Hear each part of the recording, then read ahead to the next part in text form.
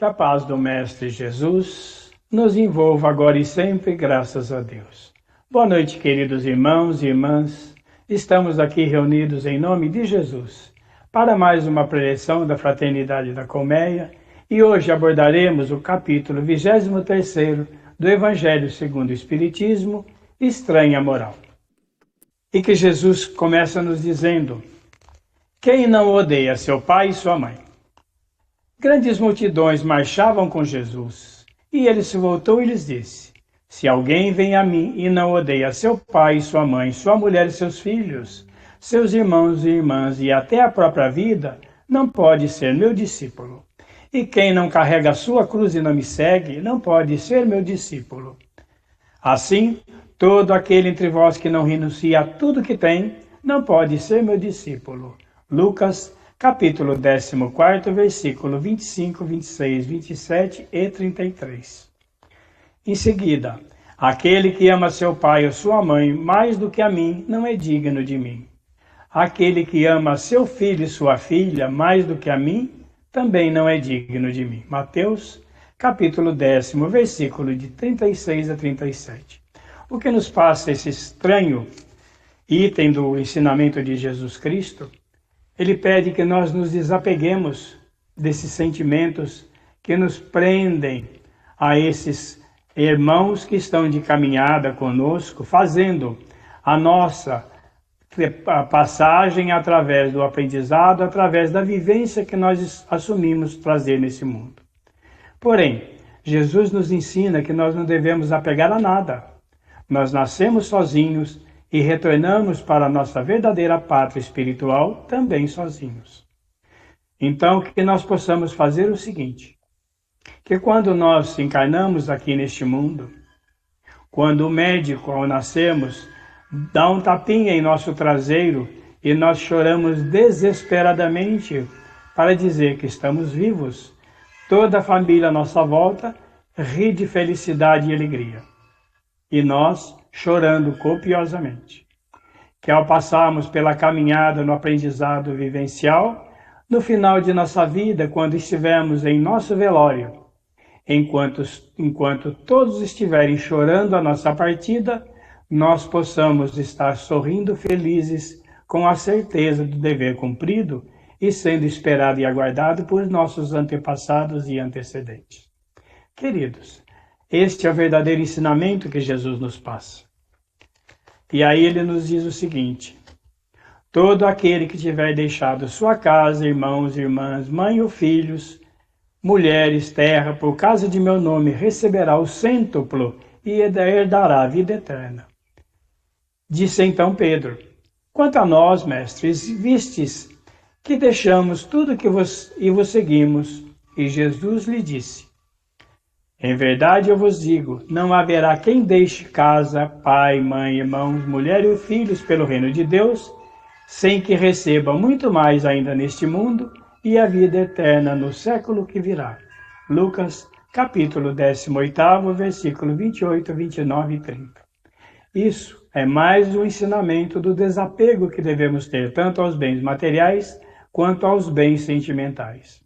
E isso nós vamos vendo no decorrer de nossa caminhada, porque os irmãos que perdemos, os entes queridos que deixamos ir embora, ou quando nós vamos embora, nós que possamos ir libertos de qualquer prisão que nos deixa aqui, qualquer vínculo que nos deixa esse mundo, a não ser o sentimento de amor e da saudade. Porque saudade, queridos irmãos, é o amor que fica. Agora, a lástima que a gente aprende é justamente o que Jesus está nos ensinando. Para isso, nós temos uma historinha muito bonita aqui, queridos irmãos, que gostaríamos de passar para vocês. Chama-se Desencarnação, psicografada por André Luiz, do livro Conduta Espírita, editado pela Federação Espírita Brasileira, quando o irmão é recebido no plano espiritual. Querido amigo, seja bem-vindo. Paz, luz e muito amor em todos os corações. A exaltação das derradeiras horas de Jesus na Terra, através da representação ou lembrança incessante de seu martírio, costuma deixar em nossas almas um quê de melancolia, de remorso indefinível.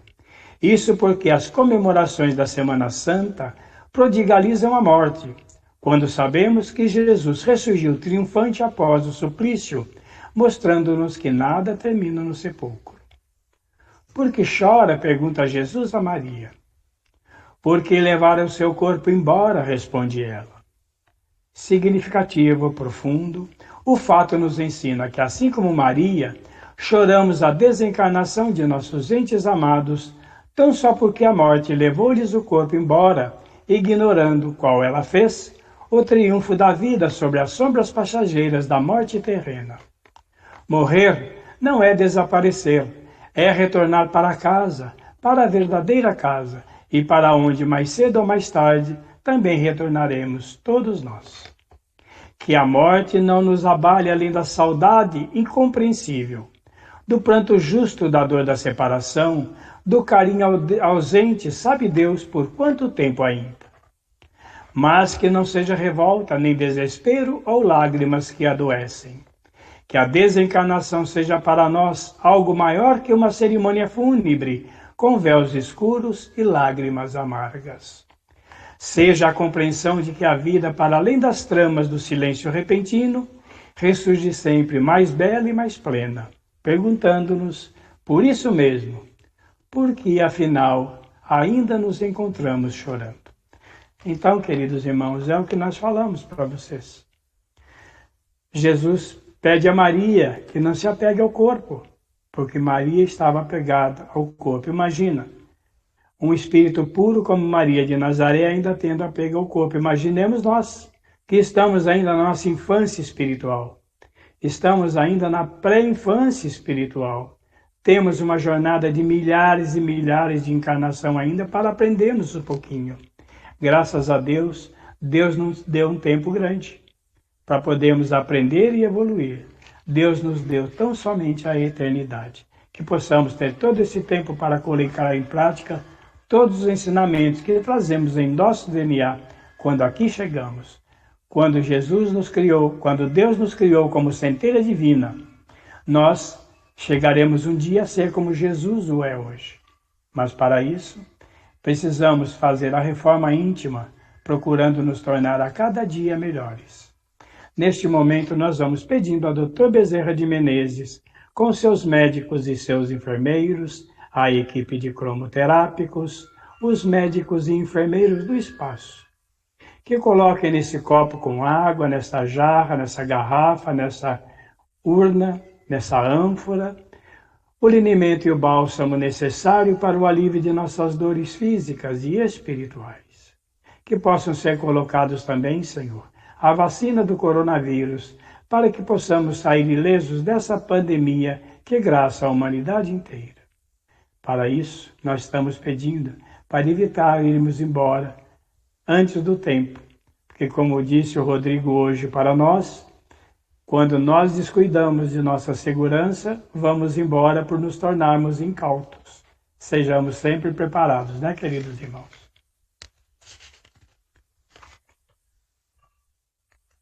Deixa que os mortos enterrem os seus mortos. Disse a outro, segue-me. E ele lhe respondeu, Senhor, permite antes que eu vá enterrar a meu pai.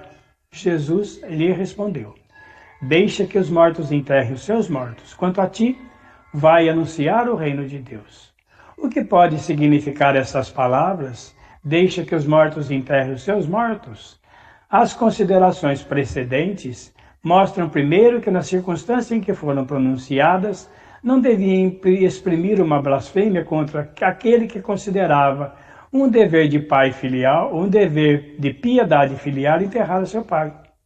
Ao contrário, elas encerram um sentido profundo que só um conhecimento mais completo da vida espiritual poderia tornar compreensível. Com efeito, é a vida espiritual a verdadeira vida. É a vida normal do espírito. Sua existência terrena é apenas transitória e passageira.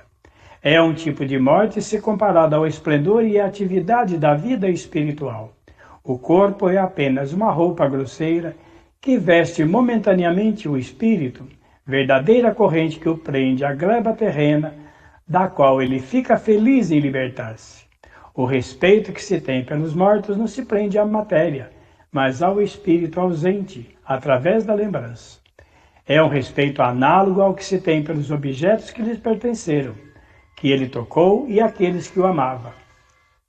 Guardo como se fossem relíquias. É isso que o homem daquela época não poderia compreender por si só.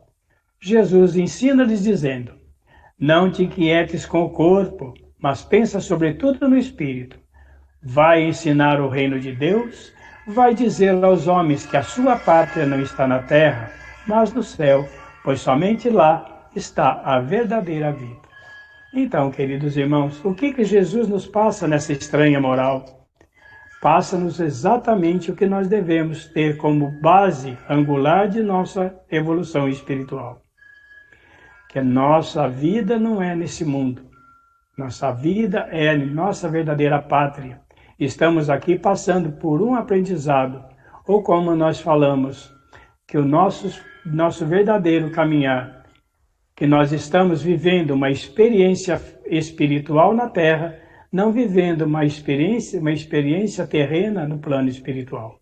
Nós tenhamos a certeza que nada disso que nós fazemos aqui representa valores absolutos naquilo que levaremos para lá.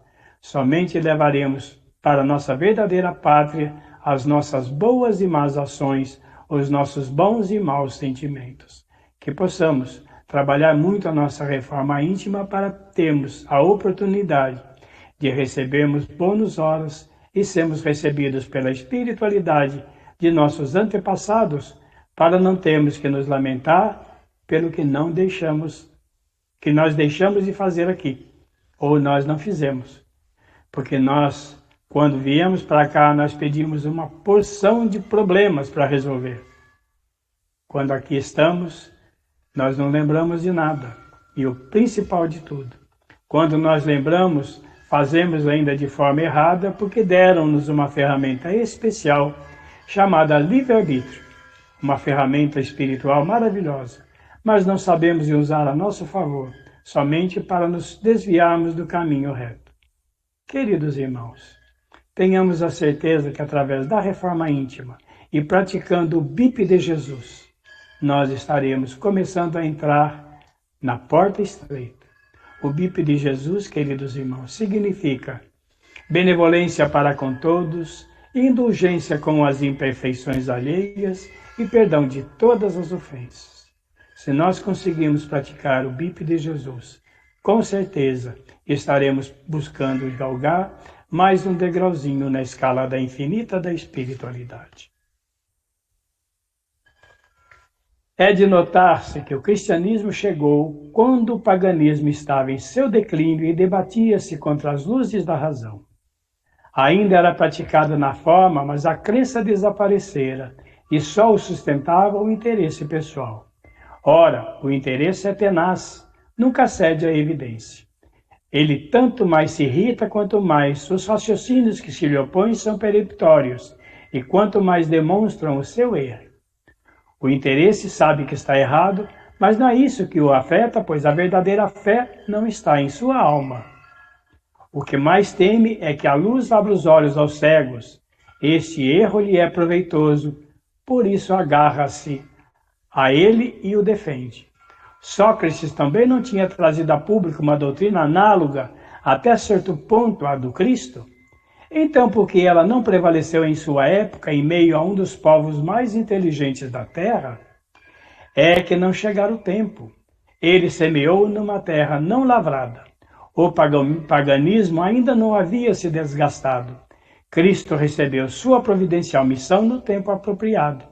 Os homens do tempo de Sócrates não estavam à altura de suas ideias cristãs e lhe faltava muito para tanto. Mas havia uma maior aptidão geral para assimilá-la, pois começavam a sentir o vazio que as crenças vulgares deixavam na alma. Sócrates e Platão tinham aberto o caminho e predisposto os espíritos. E aí chega Jesus Cristo para semear o verdadeiro exemplo de experiência, o verdadeiro cristianismo redivivo porque os povos já estavam preparados por Platão e Sócrates.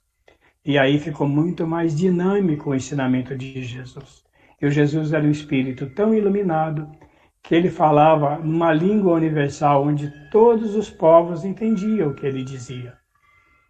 Então era isso que Jesus trazia-nos como exemplo, e muitos de nós ainda assim não acreditávamos na verdadeira essência do Mestre, o nosso Rabi da Galileia, o nosso guia e modelo, que trouxe-nos através do seu sofrimento no madeiro o exemplo de que nossa vida não é desse mundo, e sim de um mundo espiritual muito maior do que nós imaginamos.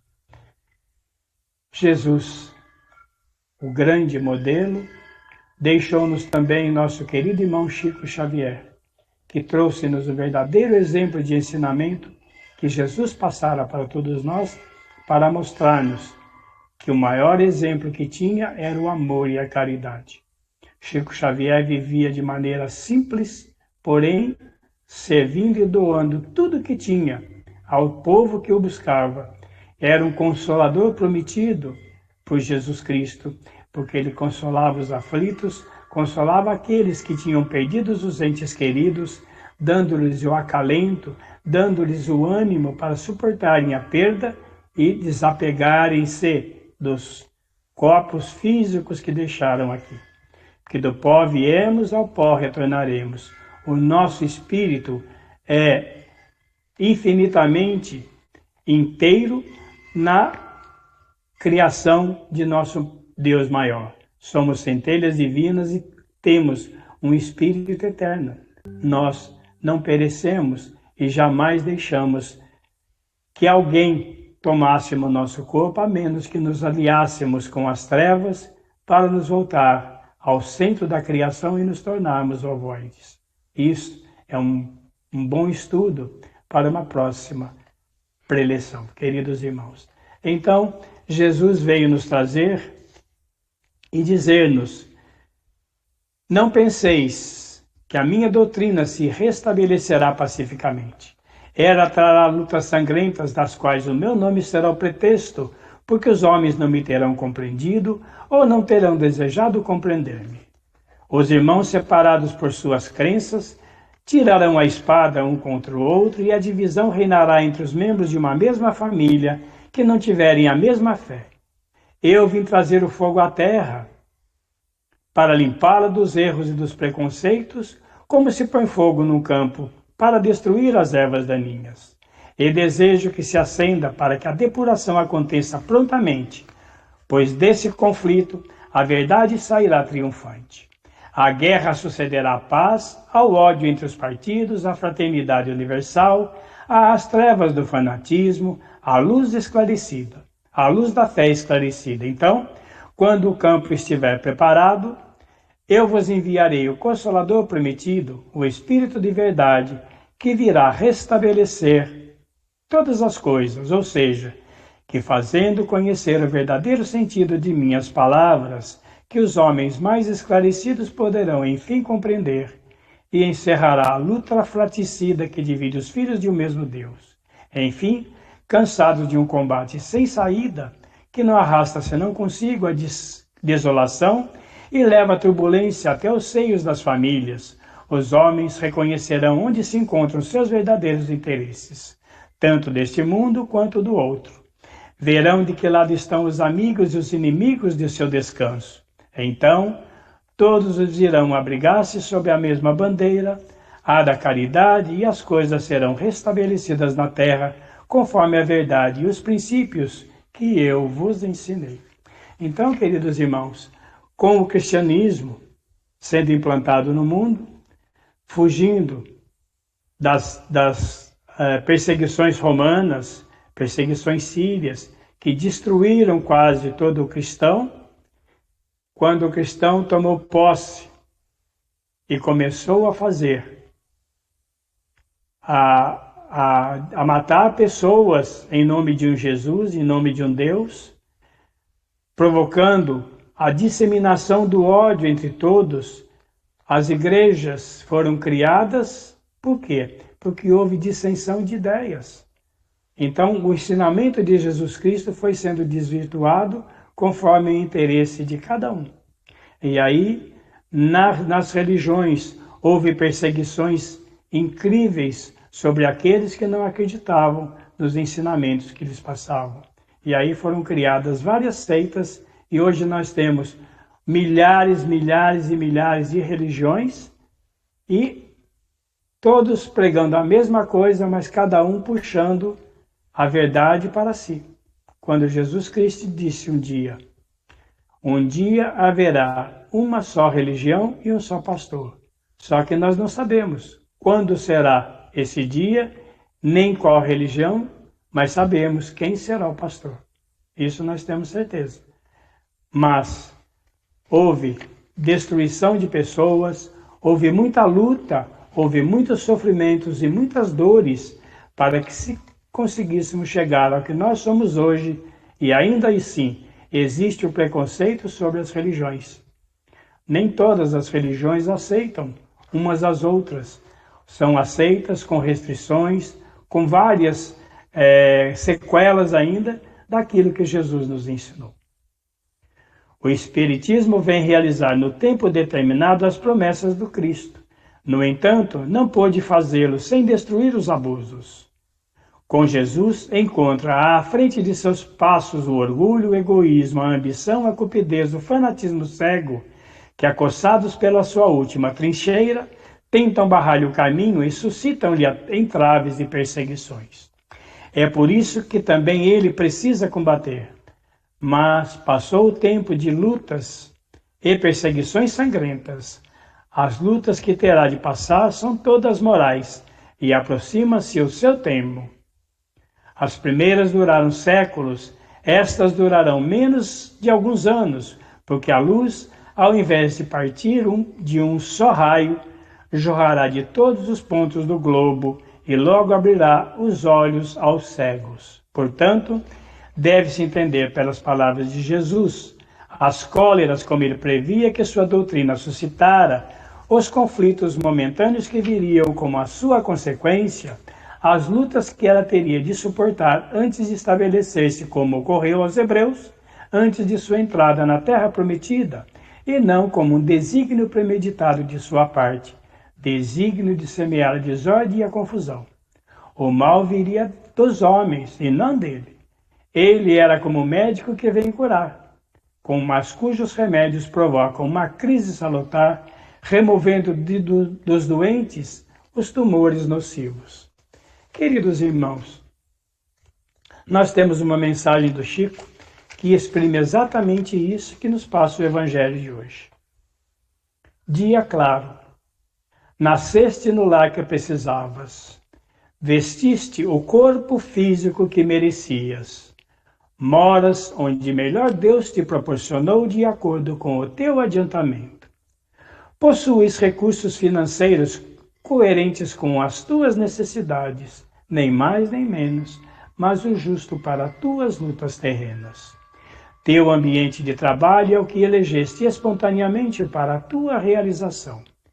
Teus parentes e amigos são as almas que atraístes com a tua própria afinidade, portanto, teu destino está constantemente sob teu controle. Tu escolhes, recolhes, eleges, atraes, buscas, expulsas, modificas tudo aquilo que te rodeia a existência. Teus pensamentos e vontades são a chave dos teus atos e atitudes. São as fontes de atração e repulsão na tua jornada vivencial. Não reclames nem te faças de vítima. Antes de tudo, analise e observa. A mudança está em tuas mãos. Reprograma tua meta, busca o bem e viverás melhor. Pois, embora ninguém possa voltar atrás e fazer um novo começo, qualquer um pode começar agora e fazer um novo fim. Bênção do Chico. E aí ele nos passa uma mensagenzinha, queridos irmãos, para que nos recolhemos hoje para o nosso descanso do corpo físico, nós possamos mentalizar todos os nossos problemas, colocar nessa mochilinha do lado da cama, que o Chico nos diz o seguinte: Hoje estarei com Deus e passarei pela tua casa. Levarei todos os teus problemas para serem analisados pela espiritualidade maior. Aguarde e confia. Se com Jesus. Chico Xavier é um grande exemplo para todos nós, porque veio nos ensinar a humildade, a fé, o amor e a caridade. Era um exemplo vivificado de tudo aquilo que Jesus veio nos ensinar.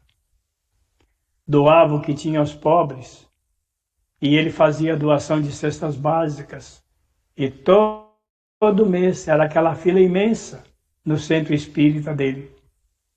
E aí alguns trabalhadores indignados chegavam e falavam: Chico, tá vendo aquele senhor ali? Ele tem uma caminhonete de luxo. É a terceira vez que ele está passando para pegar outra cesta básica. Nós deveríamos expulsá-lo da fila. Chico simploriamente diz a ele: não se preocupe, ele está assumindo dívidas para pagar depois. Não se preocupe, ele sabe o que ele está fazendo, é responsabilidade dele. Então, queridos irmãos, que nós possamos plantar hoje o que nós precisamos colher amanhã. Se nós semearmos boas sementes, colheremos bons frutos. Se nós semearmos sementes ruins, os frutos serão péssimos, da mesma forma como os nossos sentimentos. Semeemos sentimentos nos corações das pessoas que nos rodeiam. Desejemos a todos que se deem bem, sejam vencedores em todos os quadriláteros desse planeta. Na espiritualidade, no físico, no material, no financeiro. Se nós desejarmos aos outros o bem total, nós receberemos o pagamento da mesma maneira. Só depende de cada um de nós. Então, queridos irmãos, que possamos começar a semear dentro de cada um de nós o nosso futuro. Eu gostaria de contar para vocês, falando sobre a estranha moral, sobre os nossos ancestrais. Vejamos que interessante a quantidade de nossos antepassados.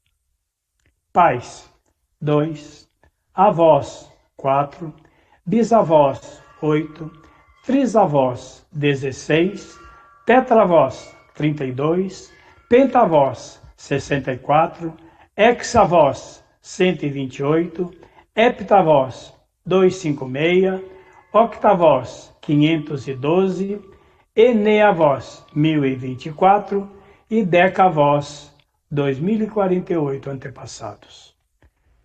Num total de 11 gerações, 4.094 ancestrais. Tudo isso em aproximadamente 300 anos apenas antes de nascermos. Paremos por instante e reflitamos. Quantas lutas travaram? Por quanta fome passaram? Quantas guerras viveram? Por quantas vicissitudes todos os nossos antepassados sobreviveram? Por outro lado, quanto amor, força, alegria e estímulo nos legaram?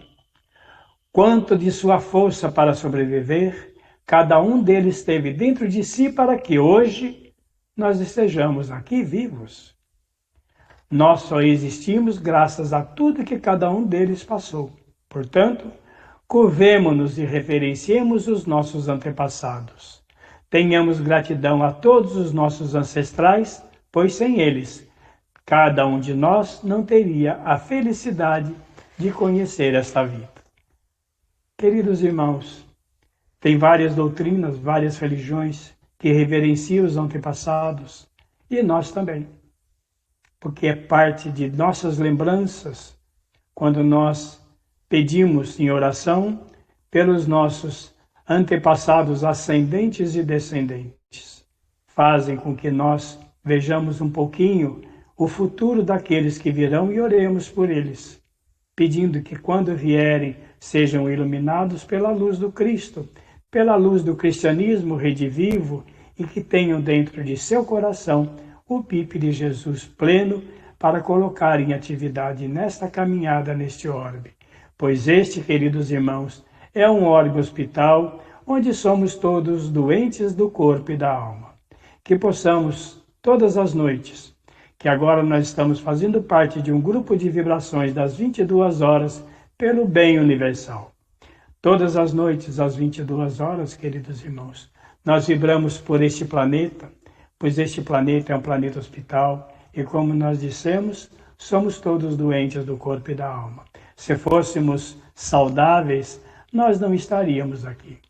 E com essa transição planetária que está se avizinhando e vai durar mais ou menos 150 anos para a transformação desse planeta de provas e expiações para um planeta de regeneração.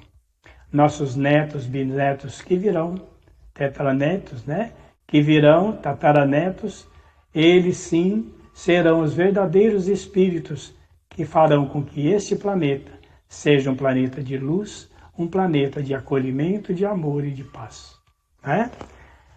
Então, queridos irmãos, vamos mais uma mensagenzinha para vocês entenderem como é que é a nossa vida nessa caminhada hoje. Nós, quando estamos para reencarnarmos, o plano reencarnatório nos coloca à frente de nossos problemas e nós assumimos 7 compromissos espirituais. Primeiro, nós escolhemos o corpo que vamos ter. Quando nós oramos e agradecemos pelo nosso corpo perfeito, ele é perfeito porque nós escolhemos todos os problemas que colocamos nele para resolvermos nessa caminhada. Por isso que tem crianças que nascem já com sérios problemas, com câncer, nascem com hidrocefalia, porque eles já vêm de outras vidas para resolver o problema dentro do corpo físico. Por isso é que nós agradecemos pelo corpo perfeito que temos. Nós escolhemos para vir para cá. Nós escolhemos também as dívidas que vamos saldar. E nós geralmente fazemos assim, pode mandar todas, manda tudo para nós aqui que nós damos conta. A espiritualidade fala assim, calma, não é bem assim não. Vamos fazer o seguinte, vamos dar uma meia dúzia para vocês aí para ver se vocês resolvem pelo menos 2. E aí nós passamos a vida inteira e não resolvemos nenhuma, não é? Então eu tenho uma historinha muito legal para vocês, de um espírito que falou exatamente como eu disse a vocês aí. Aí a espiritualidade falou, bom, vamos fazer o seguinte, você está com vontade de saldar os seus compromissos, de verdade? Claro, quero resolver tudo nessa caminhada aqui, porque eu quero ser um ser de luz. Ótimo, vamos fazer o seguinte, só para você ter um começo, para ver se você dá conta, você vai trabalhar espiritualmente quando você atingir a sua maturidade espiritual. Você vai trabalhar diuturnamente, até o fim da sua vida.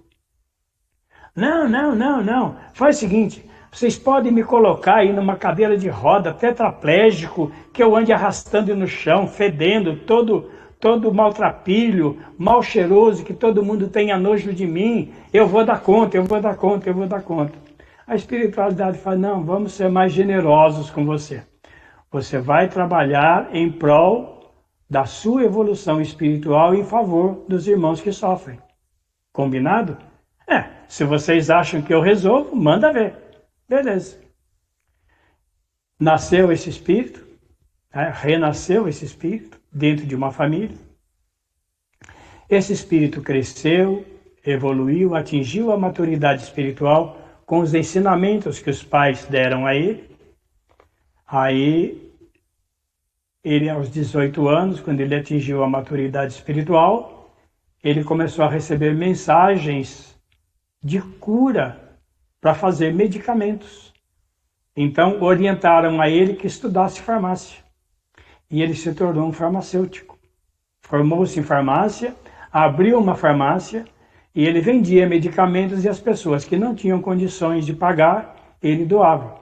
Então, ele vivia bem, trabalhando, produzindo pelo interesse dele, e a espiritualidade usava o conhecimento dele para atender as pessoas de menos posse.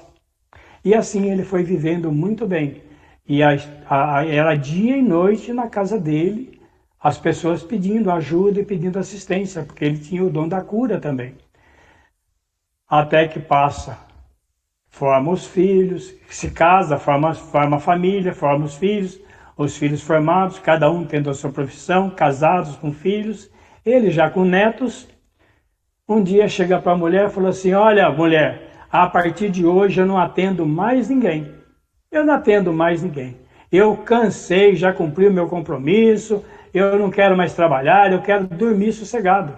Porque a noite inteira me perturba, eu não durmo mais que 2, 3 horas por noite, porque esse pessoal não me dá sossego. Então, a partir de agora, eu quero dormir. A esposa dele falou: tá bom, bem. E nesse mesmo instante estavam batendo a porta para pedir ajuda. Ele simplesmente resmungou, foi para a cama para dormir. No que ele pega no sono, a espiritualidade se aproxima dele e fala assim: muito bem, senhor Juvenal. Então, chega de trabalhar? Não vai trabalhar mais espiritualmente? Não, não, cansei, já cumpri minha cota que eu tinha com vocês. Engano seu. Lembra-se que nós combinamos que você faria esse tipo de atividade até o fim da vida? Como você está abrindo mão dela, nós abrimos mão do amparo assistencial que vamos lhe fazer. A partir de amanhã, você estará todo quebrado em cima de um skate, vai se arrastar e vai estar todo putrefato, vai estar fedendo para que nem a tua família te suporte. Simples assim. Você, a partir de amanhã, você estará se depurando através do sofrimento, porque essa é a sua escolha. Nisso ele acorda em sobressalto e grita: mulher, mulher, mulher, pelo amor de Deus, abre a porta e manda o pessoal entrar que eu vou dar assistência para todo mundo. E é isso que a gente fala. Quando nós estamos numa lagoa e sabemos que é rasa, nós estamos sem medo. Mas quando a lagoa vai crescendo, a profundidade vai aumentando e a água começa a nos sufocar, nós pedimos socorro. E foi isso. E é isso que nós fazemos. Nós só despertamos para a verdadeira atividade espiritual quando alguém nos cutuca. E aí, para vocês terem uma ideia, quem faz isso?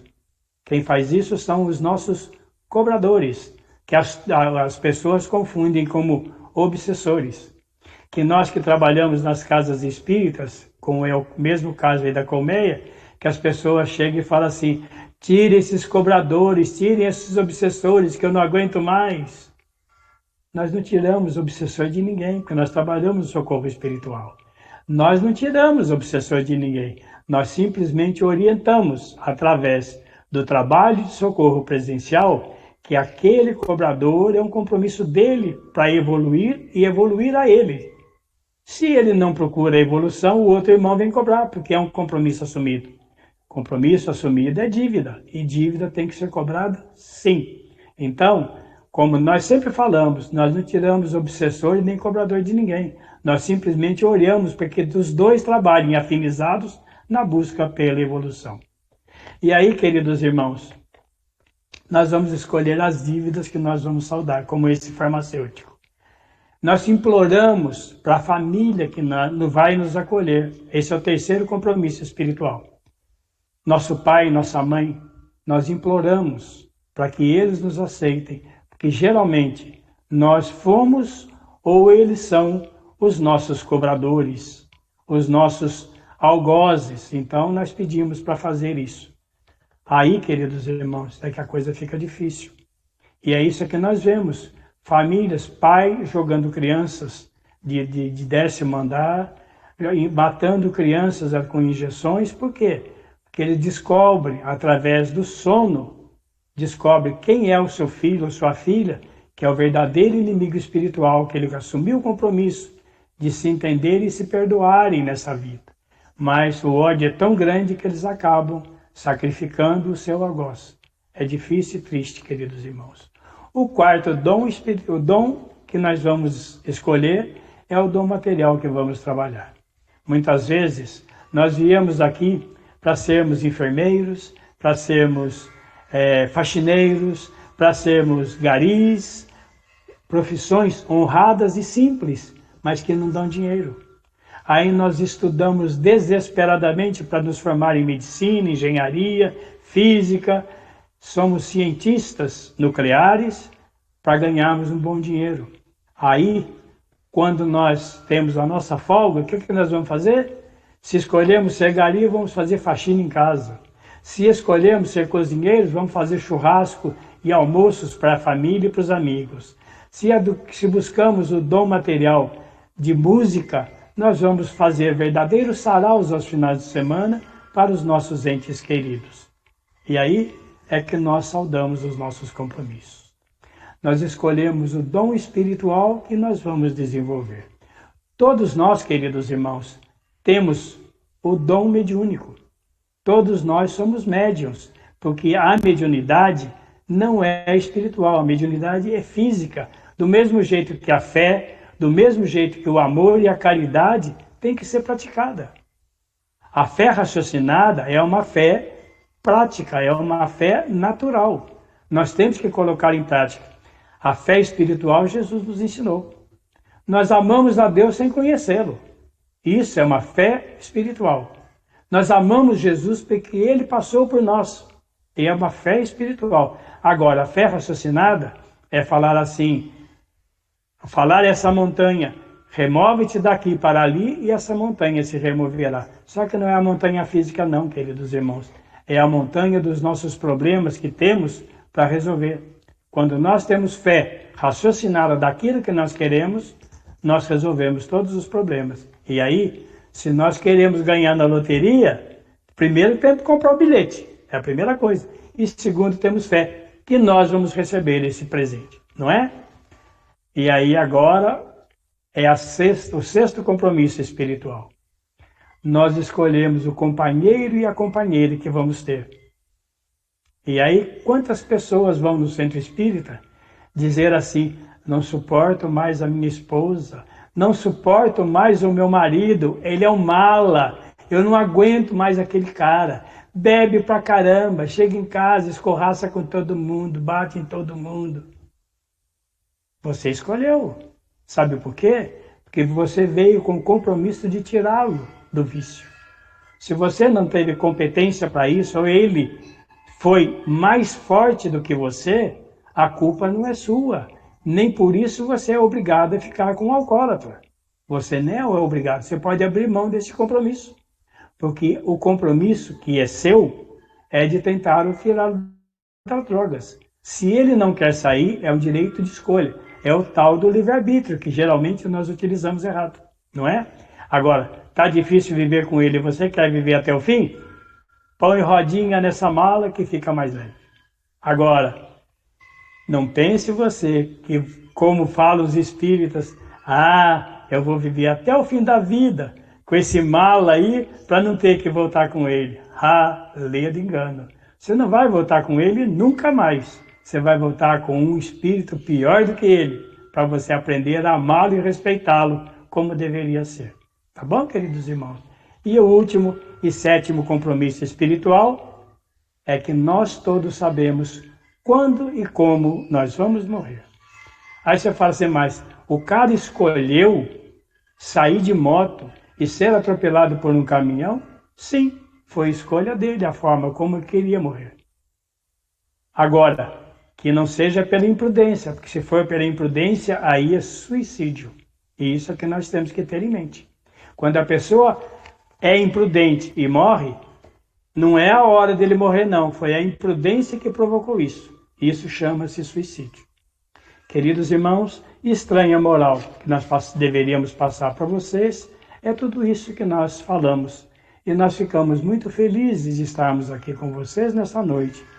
Agradecemos pelo aprendizado que tivemos, agradecemos por esse momento sublime de estarmos aqui reunidos em nome de Jesus, falando sobre os seus ensinamentos do cristianismo redivivo. Tá bom? E para encerrarmos, nós gostaríamos de encerrar com a prece de Cáritas.